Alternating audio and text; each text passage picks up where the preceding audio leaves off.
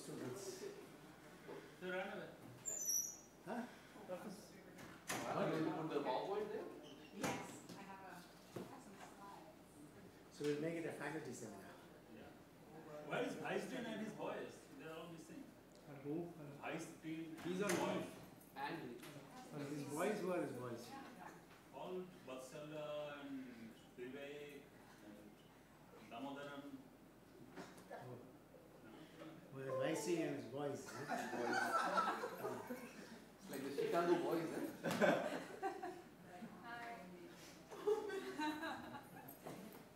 I know, Vaisi and boys are not here. Vaisi is on leave, that's why.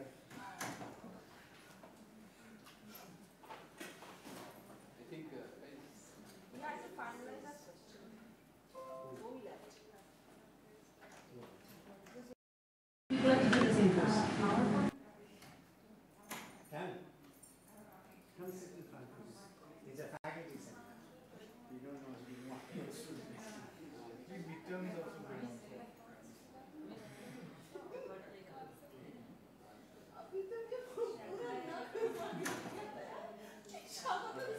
Very bad. I couldn't able to have would have been a massacre.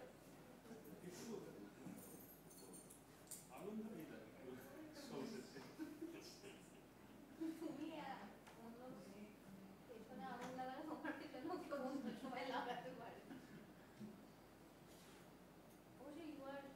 no, but it's true that they never come. the boys. Yeah, the boys. The boys. You never find Now it's easy to describe. Not the boys, his boys. He's boys, sorry. Correction. Devajit is not part of the boys. He's not on Wednesday. And it's a question. We want to know who constitutes the boys.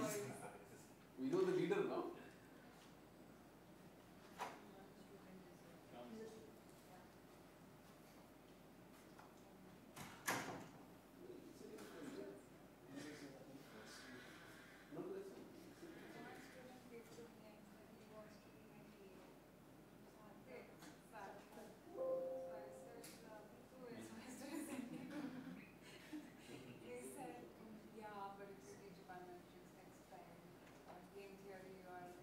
Everybody's sitting there.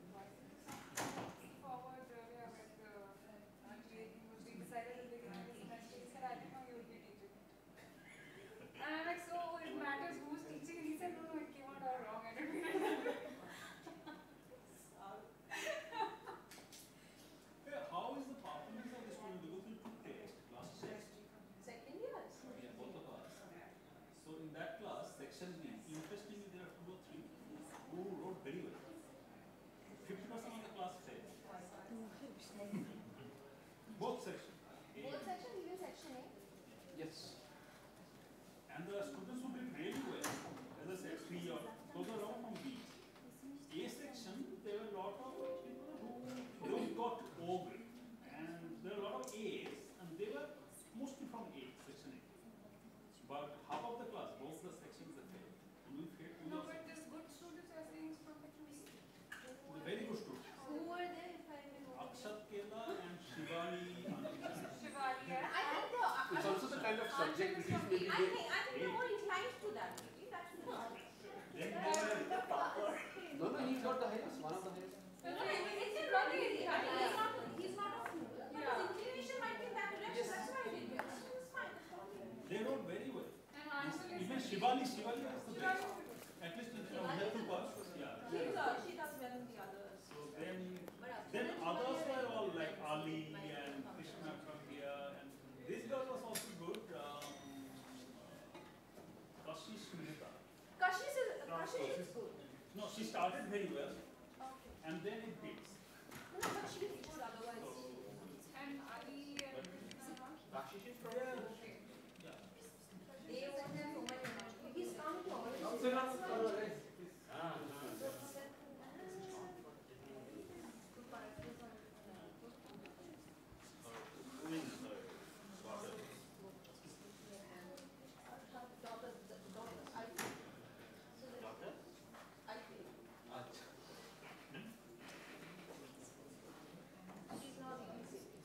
So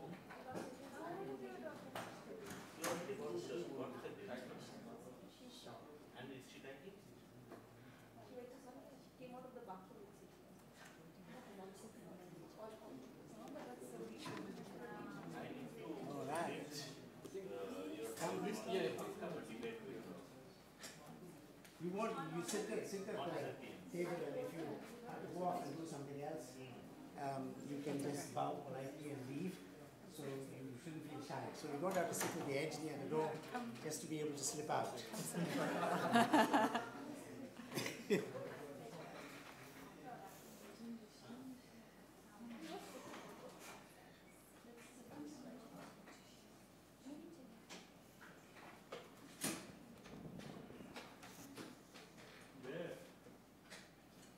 Sit. No, as I said, you know, I mean, people may have other things they may need to slip out. That's all right, but you know, no offense will be taken, I'm sure. So.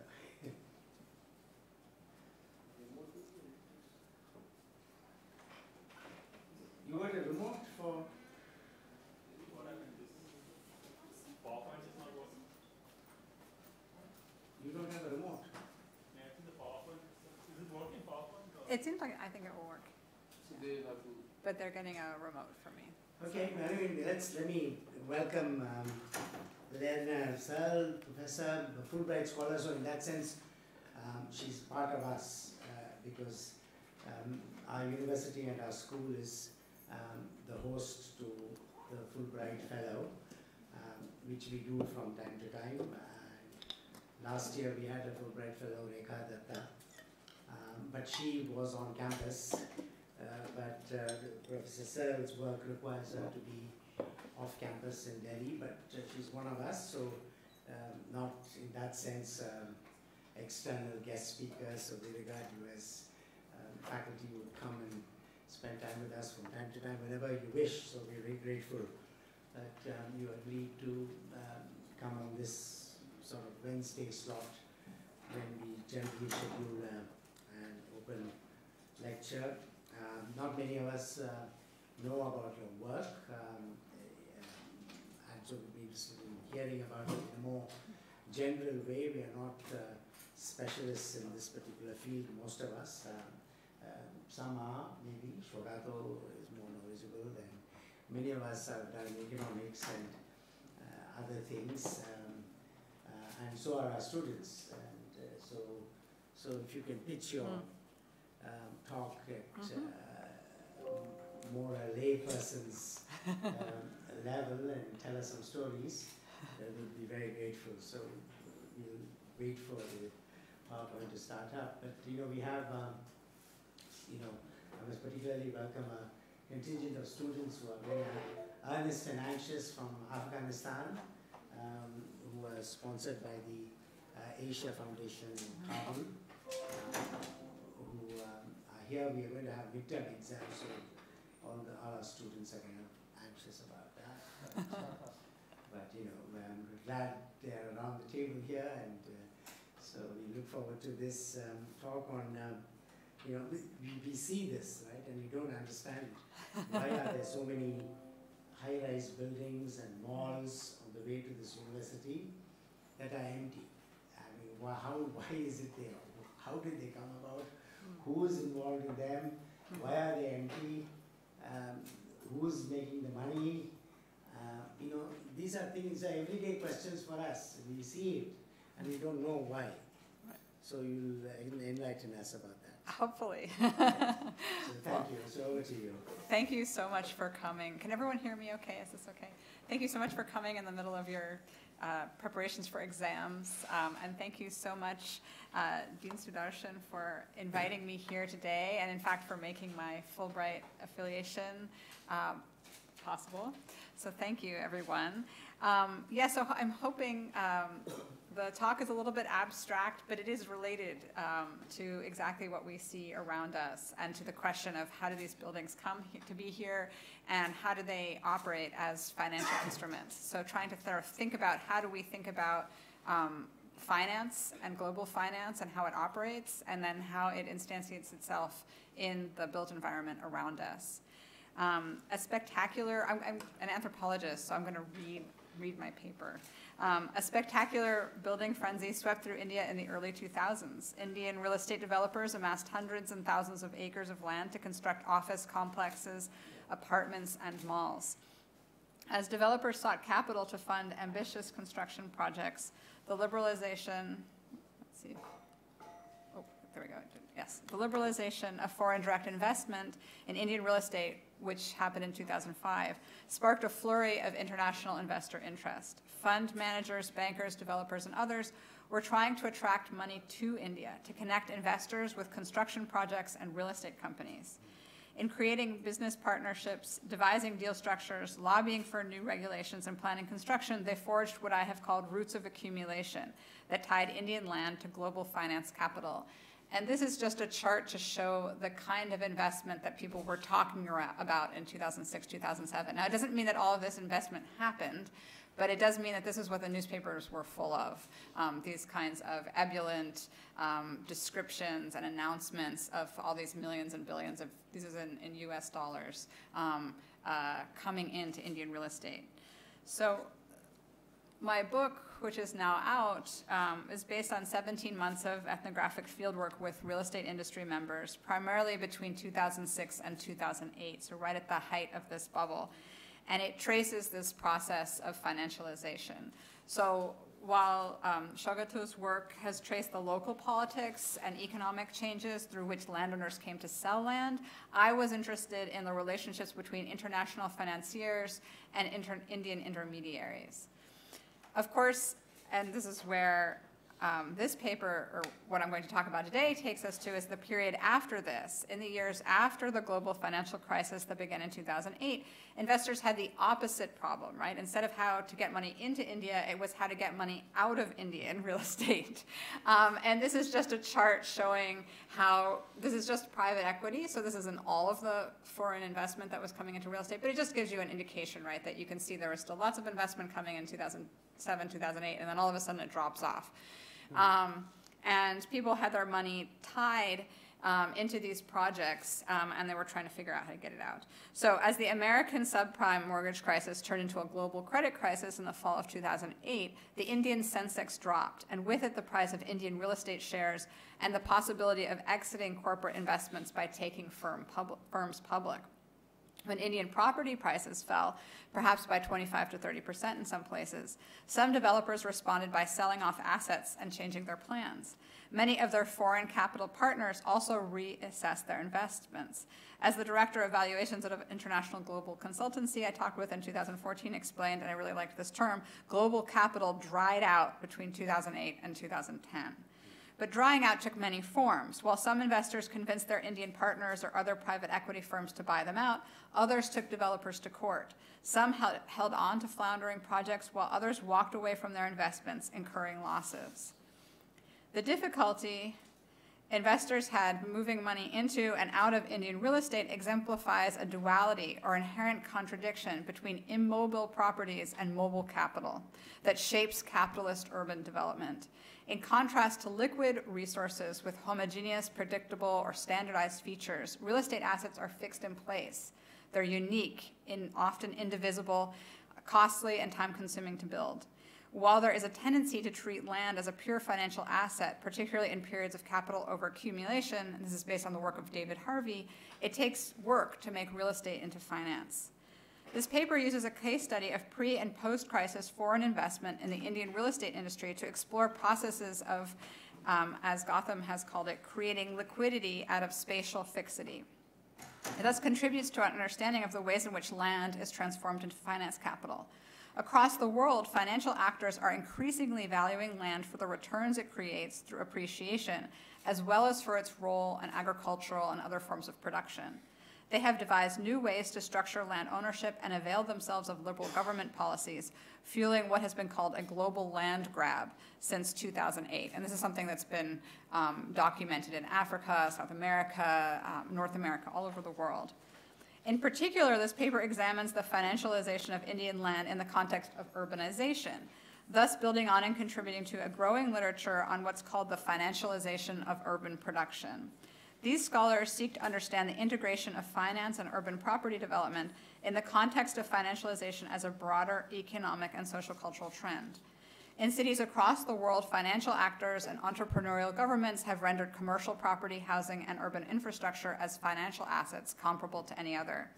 They have deployed national-level policies and a range of financial instruments, from collateralized mortgage obligations to tax increment financing, in order to construct the conditions under which capital can be channeled into real estate.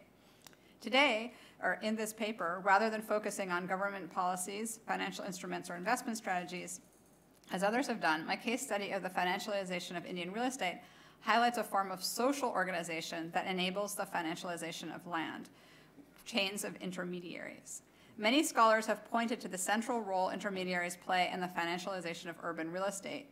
In order to invest in real estate or infrastructure assets from distant boardrooms, investors rely on local sources of information, creating what have been called in the literature anchoring coalitions with local experts, construction firms, and others. Many conceptualize such relationship-building work in terms of gathering and translating locally geographically specific information into financial categories of risk and yield. Yet there are hints that intermediaries do more than pass on or even translate information. For example, Albert and Rouenet conceptualized property markets as the contexted construction of more or less long networks that pull together resources such as land and capital, and are thus key in permitting the landing or anchoring of financial capital into the fixed business property of city regions, and that's a quote from them. They argue that the local regional real estate industry in India, and they were studying Bangalore, constituted such a network. By internalizing risks associated with buying and rezoning land, it enabled global finance capital to land in Indian cities. The present paper builds on this promising work by investigating how networks are made, and thus highlighting the agency of the actors who build them. So I have trouble with this language of global capital landing and anchoring into local spaces, as though local people are not agents in their own right, and as though these networks are pre-existing. In the case study that I'm going to present, fund managers and other intermediaries actively created social networks with investors and thus drew capital into Indian investments. Moreover, these networks did more than translate local information. They did the work of transforming Indian land and real estate into liquid financial assets.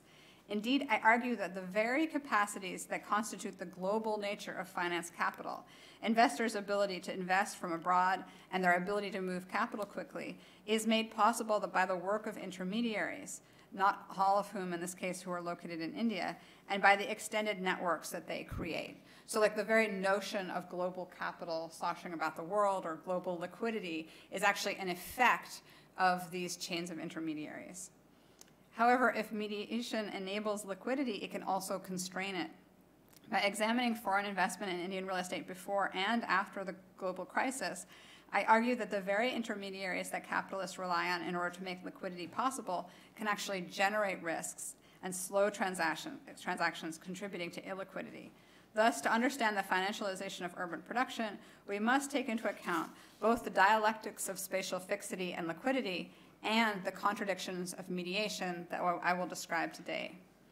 The paper builds on my previous fieldwork, but relies primarily on documentary evidence, financial documents, court decisions, and newspaper accounts. So this is not a particularly ethnographic paper that I am providing for you today.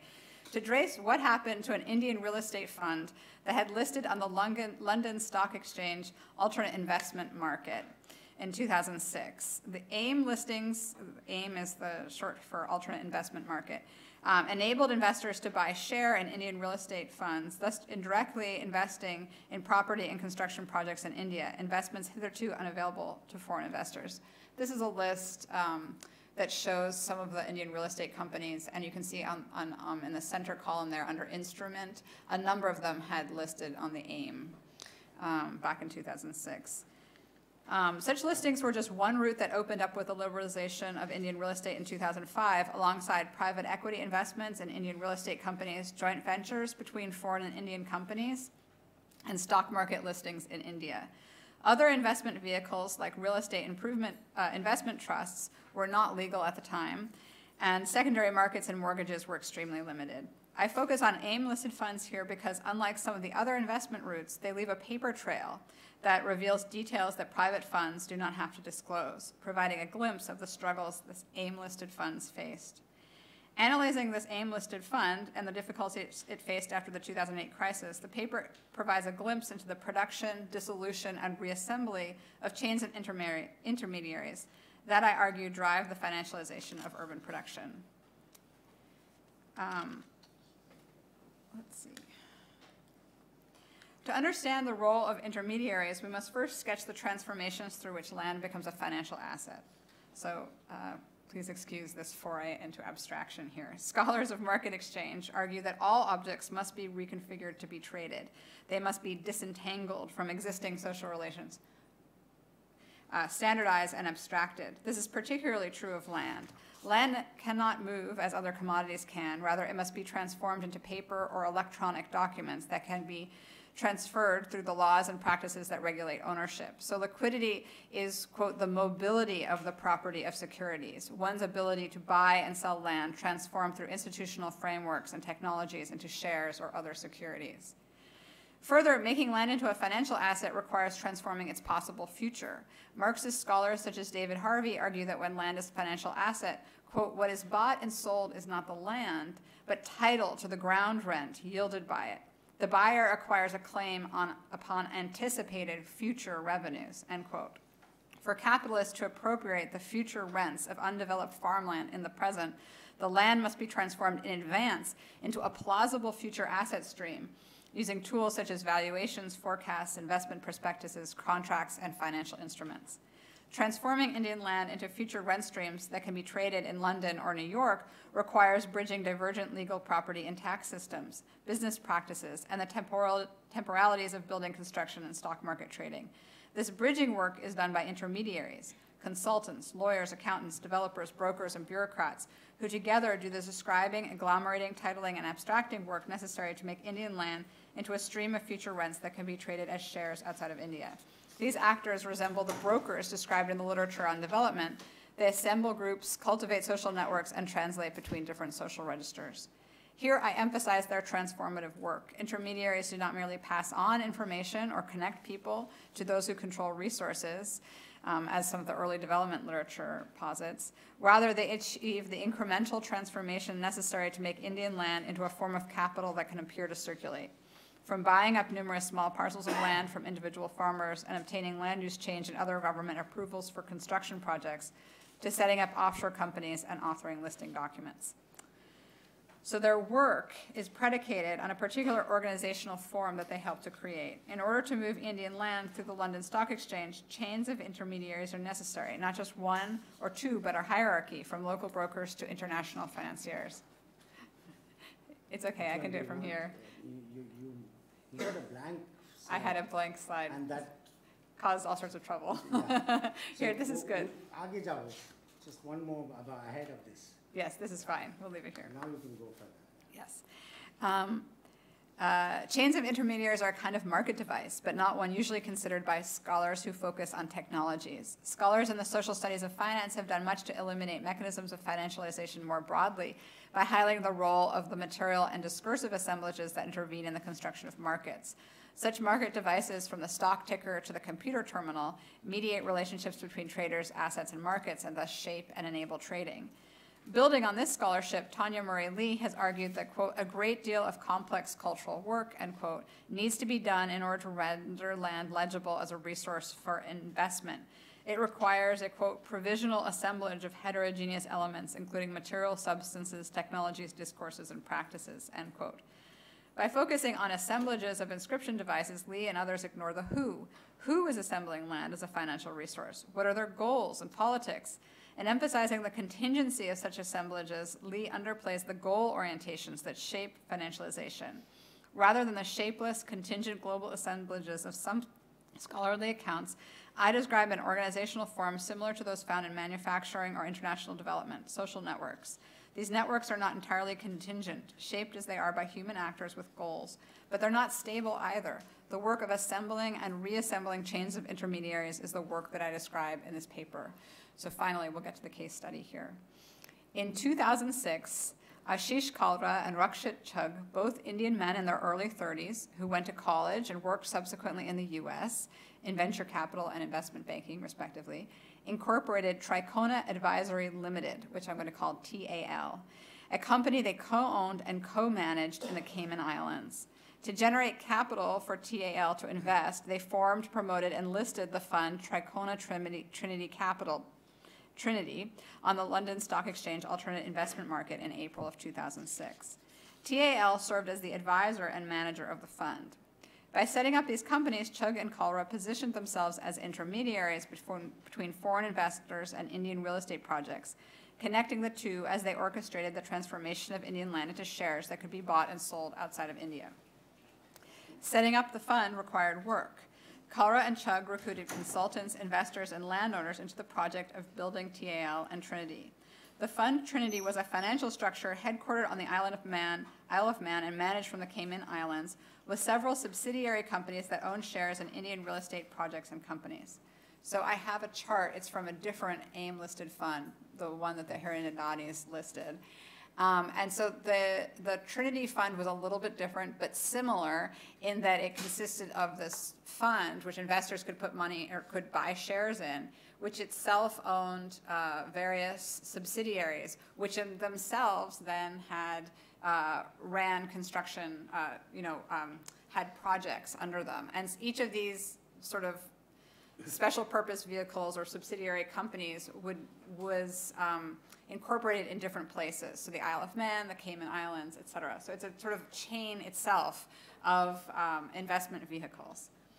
To set up a complicated investment structure like this, Chugh and Kalra hired consultants from the Isle of Man, India, and London. They also drummed up investment before the fund even launched. Having worked at Lehman Brothers, Chugh used his contacts to line up Lehman and Wachovia Bank as co-investment partners. Kalra and Chugh also mobilized a group of 8 hedge fund and alternate investment managers who in total pledged to buy 62% of Trinity's shares after the listing. The institutional investors they recruited had their own investors who placed money with them, so they in turn became links in the chain of intermediaries that Chugh and Kalra assembled. Attracting investment undoubtedly required considerable effort that the documentary record only hints at. Formal PowerPoint presentations and informal socializing with board members and directors conjured from Kalra and Chugh's social networks in venture capital and banking. So they connected this promised capital through the financial instrument of the fund to specific real estate projects by establishing chains of intermediaries in India too. Since the fund was incorporated abroad, it could not directly buy agricultural land in India. Chugh and Kalra needed to find Indian partners who could bring what they called clean, developable, transferable land, which is zoned the right way, as one of their analysts explained it to me, into deals. Alternately, they could invest at the corporate level in an Indian real estate development company, which would in turn buy and develop the land, itself using a string of local brokers, land agglomerators, bureaucratic middlemen, contractors, and subcontractors. In enrolling such intermediaries, Chugh and Kalra drew on their own social connections, particularly with Indian elites. Both had attended the Doon School, an elite boys' school in Dehradun, and their Doon networks helped them to find deals. Quote, "It helped that we came from the right families and went to the right school. We knew who to call to get those first interviews to pitch our proposals," Chugh told a Forbes reporter in 2007. In addition, they used their families, who owned significant shares of the holding companies that owned TAL, to work with Indian bureaucrats, politicians, developers, and others. Indeed, their personal social networks were so central to the fund's ability to line up land deals that they wrote in the fund's AIM admission document that the success of the fund will depend to a large extent on the ability of the manager, meaning themselves, to source, select, complete, and realize appropriate investments. So no assurances can be given that the loss of any member of the manager's management team would not have a material adverse effect on the fund. I find this a little bit amusing. This assertion fits Chugh and Kalra's role as brokers, actors who, by making a merchandise of other people's expectations, anticipations, and hopes about the potential services they can expect in the future, position themselves as indispensable intermediaries between others and their goals. The goals range from selling land to gaining clients, constructing buildings, or finding assets in emerging markets. Yet Chugh and Kalra, to the extent that they were successful in recruiting others, transformed those goals into a new one that the chain itself made possible, investing in Indian land. The network of intermediaries that Chugh and Kalra assembled did the work of transforming land into investable assets. That is, their mediation made financialization possible. One of the fund's investments illustrates this point. In October 2006, Trinity invested through a Mauritian subsidiary £28.5 million in Upal IT, a 7.6-acre site in Greater Noida on which the fund proposed to build 10 million square feet of offices, residences, stores, and hotels as an information technology special economic zone. The proposal was key. Trinity promised investors that they were investing in a future information technology special economic zone that would produce a steady stream of income from leases, not just 7.6 acres of land. They nurtured that possibility through glossy annual reports like this one that touted TAL's claims about the value of its assets, its managers' expertise, and its consultants. That is, the chain of intermediaries itself served to make the project's future seem realizable. The fund also used sketches of proposed buildings and photographs of Indian construction workers on active construction sites to make the distant reality of finished buildings seem imminent.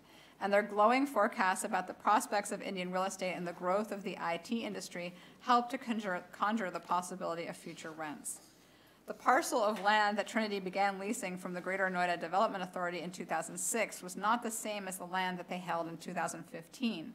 That is, the soil was the same soil, but it was defined by an entirely different context that TAL's chains of intermediaries, lawyers, accountants, bureaucrats, architects, brokers, worked to create. As architects drew master plans, lawyers drafted leases and pursued lawsuits, and TAL negotiated with bureaucrats and politicians, the plot was transformed over the course of 9 years from farmland to Greater Noida Development Authority land to the future site of a special economic zone. Most importantly, once leased by the fund, the land became part of a corporate structure that enabled shares in it to be bought and sold in London and Mauritius. And it was sold just the following year. Having established relationships and tentative deals before foreign direct investment in real estate was even legal, Kalra and Chugh got an early start compared with other funds. They listed Trinity in 2006 and had it fully invested by July 2007. Soon afterwards, they made headlines by becoming one of the first funds to pull out of Indian real estate investments when they successfully sold a percentage of their investment in 4 projects, including this one, in November 2007, earning £32.1 million, an internal rate of return of 108%. And I should note that they didn't do much construction or indeed any construction on the parcels that they sold. The profit was purely through this kind of brochures, annual reports, drumming up interest in the press. The following June, they sold 54.3 million more pounds of their stakes in several projects, realizing 115% on those investments. These exits, what's called in the industry exits, demonstrate successful financialization. Trinity transformed Indian land into shares of a Mauritian special purpose vehicle that could be bought and sold by investors located around the world. Kalra, Chugh, and their many partners transformed a fixed thing into abstractions available to mobile capital. In the aftermath of the global credit crisis, however, Indian property values fell, foreign investors tried to leave the market, demand for offices for multinational corporate tenants and information technology firms trailed off, and Indians, worried about potential layoffs, stopped buying new houses. Over time, Trinity's investments suffered. For example, the Upal IT plot future as an IT park that would produce a stream of lease income was made increasingly tenuous as other commercial office space flooded a sluggish market. So, and this is what they wrote about the market in a later annual report. Citing a, quote, severe oversupply of office space, end quote, near the project, the fund managers dropped the idea of developing the land at all in 2013. As the Upal IT SEZ project demonstrates, events outside of TAL's control contributed to devaluation and illiquidity in the post-crisis period. These events, however, also precipitated crises for TAL and Trinity that were exacerbated by the structure of the chain of intermediaries which Chugh and Kalra had assembled. That is, contradictions of mediation contribute to the dynamics of fixity and mobility, liquidity and illiquidity that other scholars have described. In this paper, I've argued that financialization resembles a form of social organization that has become nearly ubiquitous in manufacturing, the assembly of flexible chains of subcontractors, each with a niche in a globally distributed manufacturing process. Like these commodity chains, which anthropologist Anna Singh argues gain strength from a play between cultural similarity and difference, Chugh and Kalra's chain-making work involved exploiting social similarities, for example, shared education or work background, to enroll intermediaries to distinct roles in transforming Indian land into shares.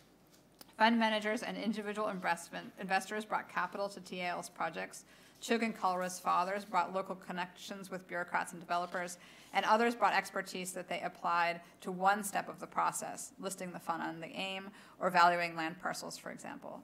While different roles strengthened the chain, allowing investors in New York with no expertise in developing land parcels in India to invest in Indian real estate, different roles also led to frictions that proved detrimental to TAL. Financialization brings people together and creates contradictions. Even if momentarily aligned in the pursuit of profit, differently positioned actors' interests diverge precisely because of their position within the chain. In Trinity's case, these contradictions came to the fore with the financial crisis. Despite early successes in the fall of 2008, Trinity encountered serious difficulties. Its share prices fell below the value of its assets, and Trinity's shareholders, particularly hedge funds QVT Financial and Carousel Capital, pressured the board to sell assets and distribute capital. Yet TAL's managers and Trinity's investors had, by virtue of their different roles in the chain of intermediaries, different interests. Chugh and Kalra opposed selling off assets because their fees were a percentage of the firm's holdings and therefore would be reduced. This conflict came to the head in an extraordinary general meeting in March 2009, at which the shareholders, against the objections of the board of directors, which included Chugh, adopted a new investment strategy to dispose of all its assets. The board, after 5 of its members resigned, then terminated its contract with the fund managers, Tricona Advisors Limited, in December 2009 and hired new asset managers willing to sell everything. Chugh and Kalra, who founded both TAL and Trinity and had positioned themselves as indispensable intermediaries, found themselves pushed aside as their interests, shaped by their role as asset managers, fell out of alignment with the major shareholders. In short, with the onset of the global credit crisis, Trinity's largest investors tried to pull their money out of Indian real estate as quickly as possible. Trinity's shareholders' relationships with asset managers, board members, and Indian real estate developers proved fragile, and the fund's shareholders were willing to end those relationships when they threatened their ability to disinvest. Chugh and Kalra, who founded both TAL and Trinity and had positioned themselves as intermediaries, found themselves in the position of actually suing Trinity in order to contest this termination. So disentangling the networks that Chugh and Kalra had established was not easy, actually. It embroiled the fund in legal disputes in jurisdictions around the world and in new relationships with lawyers, judges, and arbiters. Indeed, Trinity's investors' attempts to divest were stymied by the very partners who enabled the fund to profit in 2007 and 2008. Through the sales that happened in 2007 and 2008, the German fund Sachsenfonds now became a co-owner of several of Trinity's investments. But post-crisis, Sachsenfonds refused to sell. Because of complicated joint ownership arrangements, neither could Trinity. As a result, it took until fall 2016 to unwind its holdings. And here's a quote from one of the annual reports complaining about Sachsenfonds being unwilling to sell things. So Trinity's problems with Sachsenfonds demonstrate the contradictions of mediation that the global credit crisis precipitated. Post-crisis, Trinity's shareholders and new managers attempt to rework chains of intermediaries when they were no longer profitable. This involved removing some intermediaries like TAL and trying to remove others like Sachsenfonds. For intermediaries, sometimes thwart the very capital accumulation strategies that they have been recruited to mediate. They also brought in new intermediaries as they reassembled the chain, new asset managers, board members, and the courts. Through shareholder meetings, annual financial reports, negotiations, arbitrations and lawsuits, and interviews with the business press, the work of financialization continued, perhaps even intensified, in difficult market conditions as chains were disbanded and remade. Like TAL and Sachsenfonds, Trinity's Indian developer partners both enabled and constrained financialization, exemplifying the contradictions of mediation. Indian developers were majority owners of the project companies in which Trinity invested. These developers agglomerated land, obtained environmental clearances and government approvals, hired contractors, and oversaw construction. For some projects, particularly in Mumbai, developers made land buildable and thus investable by evicting current residents. For example, Trinity's partners, the Lokwanda Group, demolished some 2,100 slum dwellings to make sure for the high-end housing complex Minerva in Mahalakshmi, Mumbai. Such land cleaning services rendered Lokwanda and other Indian companies vital intermediaries to global capital, enabling investors to bypass the risky business of buying up and developing land, also the risky business of evicting people. As much as they promised to remove risk and enable returns, Indian developers themselves posed risk to the development process, wholly apart from the wider market crises that unfolded after 2008. Developers had their own goals and means to effect their goals through their own intermediaries. For example, Trinity encountered a significant setback in 2011 when the promoters of its partner DB Realty, Shahid Balwa and Vod Gunka, were arrested and accused of buying telecom licenses from the Indian government at below market value in connection with the 2G telecom scandal. In this case, Trinity's partners' other enterprises, their telecom joint venture with Etisalat, the Emirati telecommunications company, compromised Trinity's investments. Almost 61 million pounds in listed equity in DB Realty fell to 18 million in the course of 1 year as the realty firm's stock price plummeted on news of the scandal. At the very least, developers contributed one more link in a long chain of intermediaries that Trinity's fund managers were trying to reassemble following the restructuring of the fund in 2009. When Trinity's investors tried to move money out of real estate, they had to negotiate with developer partners who had every interest in not paying them back.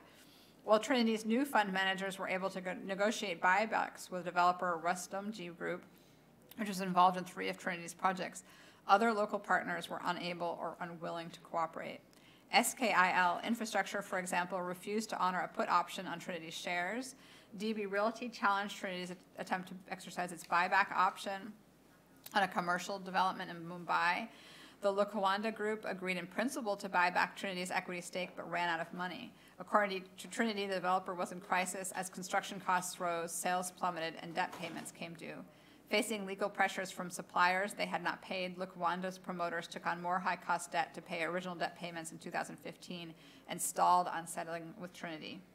These troubles were not unique. The very land-dealing skills that made Indian developers indispensable links between investors and Indian land also made them risky partners, since developers could easily construct local networks of intermediaries to engage in land dealing for their own ends. The very existence of chains of intermediaries that funds such as Trinity had assembled drew investor interest in Indian real estate, fueling soaring land prices, which in turn provided many Indian developers with an incentive to focus on land agglomeration rather than construction. Indeed, so strong was the lure of trading in land that many Indian developers used money from investors and the money they had gained from launching residential projects, money that should have gone into the construction of those projects, to purchase more land instead. When Indian home sales slumped and construction costs rose, Indian developers scrambled to find the funds to finish construction, many taking on debt at high interest rates from non-banking finance companies, real estate mutual funds, and other sources. This left investors in the lurch. Their money was sunk in still partially constructed assets with partners who could not afford to pay them back. Mediation produced its own contradictions, structuring and exacerbating differences between groups now linked in chains of intermediaries. When Indian developers used their own local intermediaries to misrepresent investments to trade in land, foreign investors found their money locked into immobile, non-fungible assets they could not accumulate profits on or even extract the capital they had so optimistically committed. This paper has highlighted one way that financialization as a process can be socially organized, documenting the work of intermediaries who collectively abstract land into strings of numbers on computer screens, thus creating liquidity out of spatial fixity. In the case study I presented, intermediaries work together serially to remove local particularity from land and present it as an abstracted, internationally legible asset that can be traded as shares. That they do not always succeed in doing so only highlights that this work is goal-oriented but uncertain. Assembling chains of intermediaries is itself labor, setting up partnerships, hiring consultants, and signing contracts. Ashish Kalra and Rakshit Chugh worked to assemble a chain of intermediaries that could link Indian land and construction projects to financiers abroad through listing on the AIM. In doing so, they lined up an international group of consultants and intermediaries. From millions of acres in Indian land, they identified possible assets, parcels poised, they argued, to produce streams of income for investors. They made a case for these parcels by describing Indian land in new and internationally fungible financiers' legible ways. Investment did not land in India as though driven by abstract laws of capital, nor did global investors drive the process. Intermediaries created liquid financial assets by reorienting goals and creating networks that transformed relationships between people, organizations, and land. What appears as the movement of global capital is really an effect of this mediation work.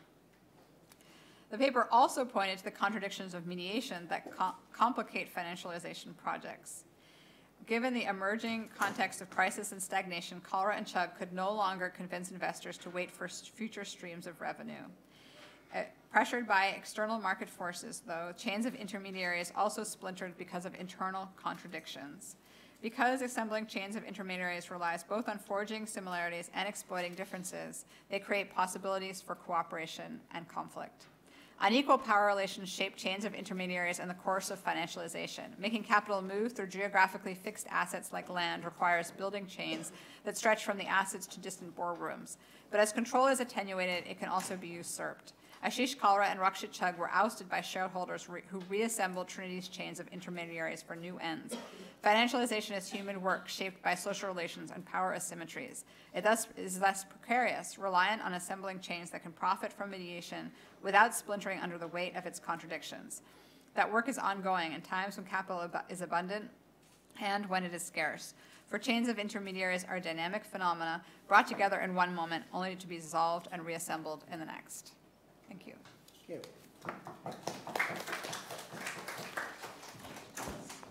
Thank you very much. I mean, this is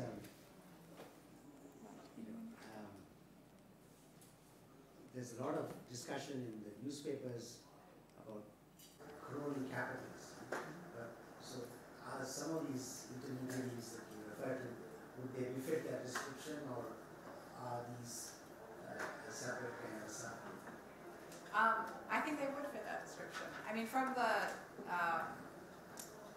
from the sources that I was looking at, I couldn't get at that kind of fine level of detail, but obviously we all know that in order to do the work necessary to agglomerate this land, one must have political connections of various kinds. So I think if one dug a little deeper, one would absolutely find those connections here. Yeah, actually, when I speak here at the university not long ago, and he said the previous BJP government, Mr. Vajpayee, he had a knee problem. He had a weak right knee, a weak left knee, and Advani. Whereas the present Prime Minister has a strong knee. He has a strong right knee, a strong left knee, Adani, Anil Ambani, and Mukesh Ambani.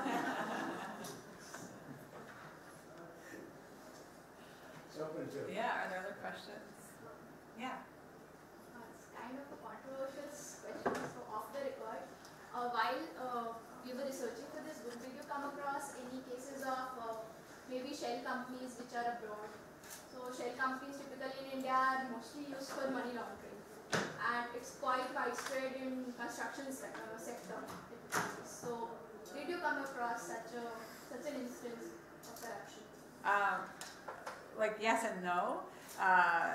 It's sort of there in plain sight in the industry, and everyone knows that's what's going on, and they assume, everyone assumes that you know that they know, but I don't have like specific evidence of this particular subsidiary was where money laundering has occurred.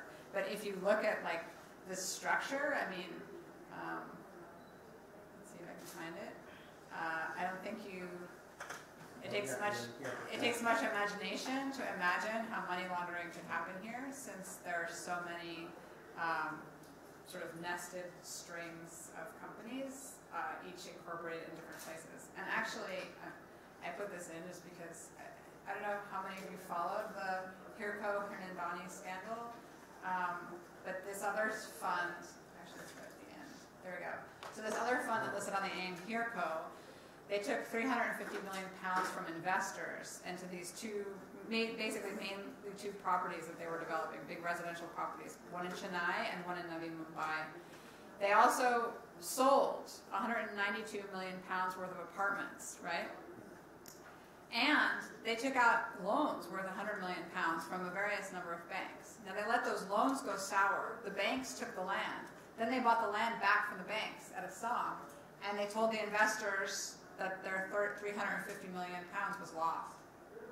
That the projects went belly up, so how do you expect your money back? Sorry. And the investors took them to court.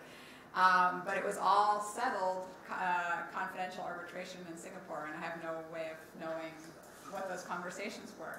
But I mean, if you think about how you move large sums of money. Follow up on our question, is it possible to draw a circuit?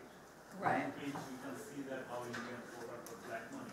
Right. Goes to the real estate and then comes back to the circuit as a white. Is it possible to do? Yeah, I mean, I think you could. I think it's very easy to see how that would happen, right? That you could buy shares on the AIM or something like that, and that looks perfectly legitimate and reasonable.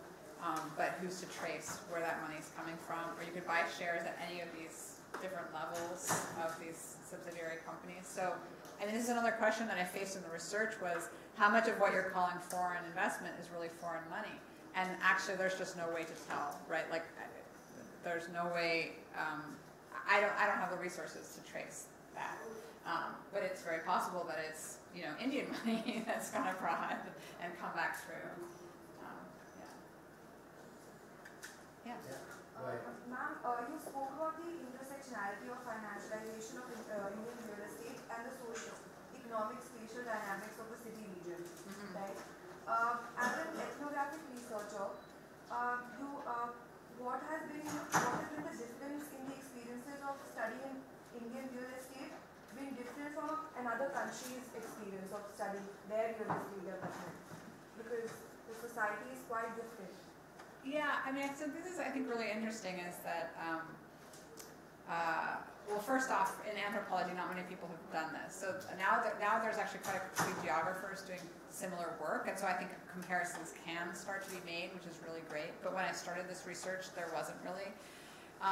But of course, when you think about it, well, if this kind of thing was happening in India at the same time, think 2006, 2007, well, Spain was overbuilding. And you can go around the world, right, and think about these different places that had, it was a worldwide bubble. And actually the thing I think that is, was maybe more striking, as an anthropologist, we often think, well, what's the difference? What's the specificity of India here? And what I actually found really striking was how much work people were doing to make it seem like this was not India. In that the whole point was to take out the specificity and to make it seem like you're buying a share in some sort of real estate project that could be in Spain, or it could be in Mexico, or it could be in Russia.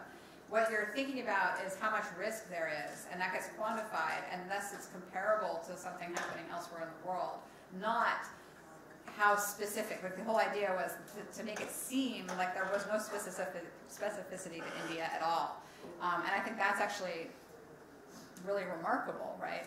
To think about that kind of standardization that people were trying to do. Now, of course, could they actually do that? No, but that was the kind of goal. Yeah. Yeah. Do you think this capital accumulation and unwanted administration and this non-performing assets of banks can be correlated? I'm sure they are. I haven't followed. I have to admit, I haven't followed this as closely as I might have just over the past 5 years or so. But a lot of banks were quite exposed to real estate, and so I'm not surprised that they're having trouble now. I mean, they were exposed to other kinds of assets too, and not just like and not just on the level of mortgage payers not paying their EMIs. I mean, on the level of this, like loaning money to the Hiranandandis to build a project that they maybe never intended to actually build. That leaves a big hole on your balance sheet, and a lot of banks were overexposed in this sector. Yeah. I have a couple of questions. Sure. The first one is, seems like it's been a longitudinal research. So you've gone back to various points of time. I'm wondering about that. The second thing is really the transformation of material assets into paper. Right. And then the effects of the crash of the material aspects on the papers finally. Right.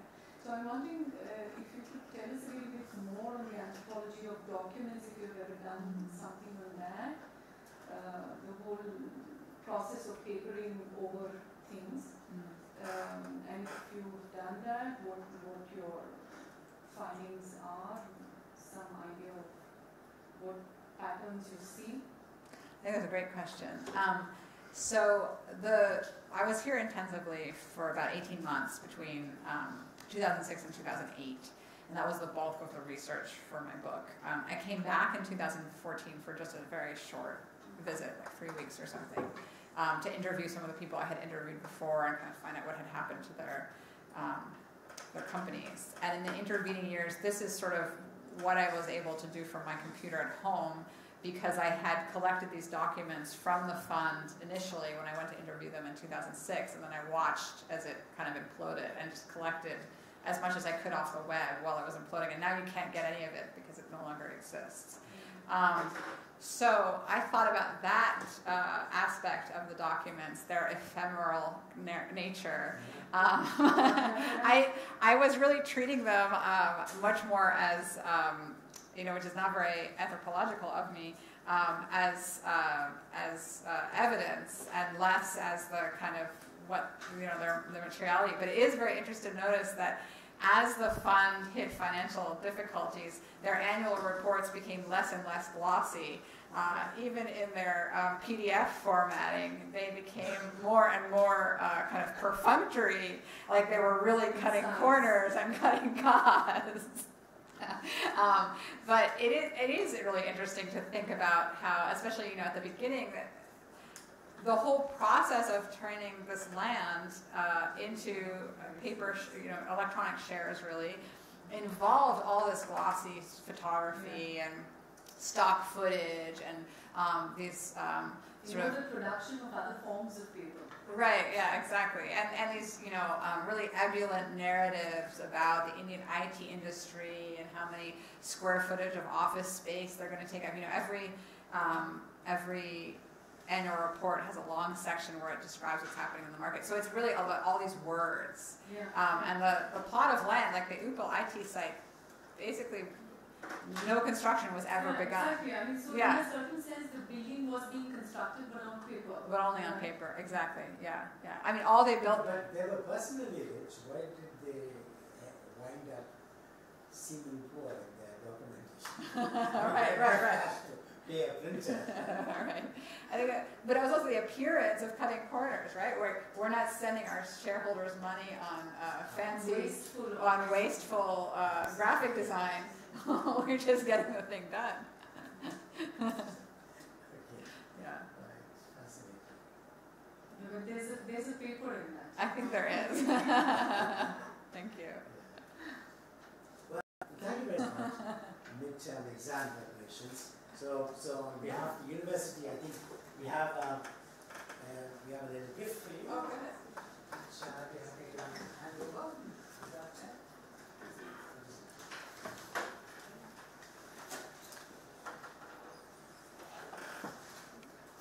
Oh, you got a picture. It's all nicely gift wrapped as well. So this is a multi-purpose thing. Very nice. Okay. It's also a pen drive. Is there some tea for folks outside? Yeah. And if anyone wants to contact me, come and have some send me tea. an email or ask me a question, that would be great. Thanks.